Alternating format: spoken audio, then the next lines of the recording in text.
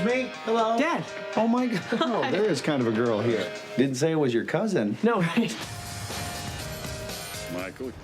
All right, this weekend, binge viewers get their ultimate fix on Netflix. 15 new episodes of the long-ago canceled comedy series Arrested Development. After it was killed, the series took on a life of its own through social media and a loyal fan base. Here with the details of its comeback is Merissa Marr, who reports on the business of entertainment for the Wall Street Journal. Hi there. Hi. Well, this is a story that could give heart to a lot of canceled series, this comeback. But for the uninitiated, describe the rather non-linear plot line of Arrested Development.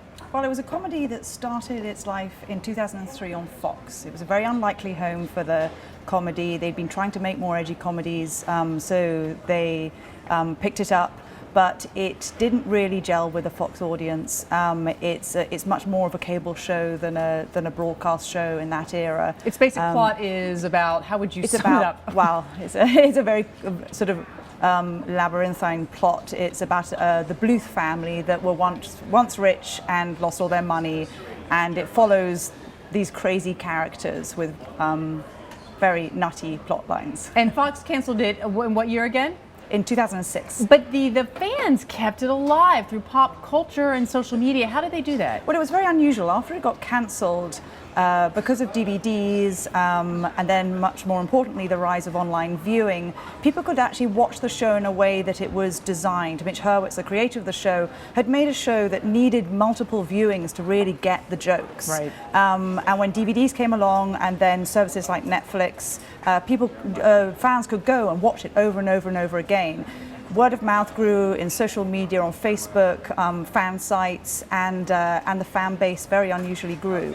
So many people, myself included, like to binge view on something, particularly dramas that have a sustainable narrative arc. But in this case, people tend to like, they found that research has shown that people like this comedy enough to do binge viewing. So what kind of metrics did Netflix use to decide that they wanted to fund 15 more episodes of this?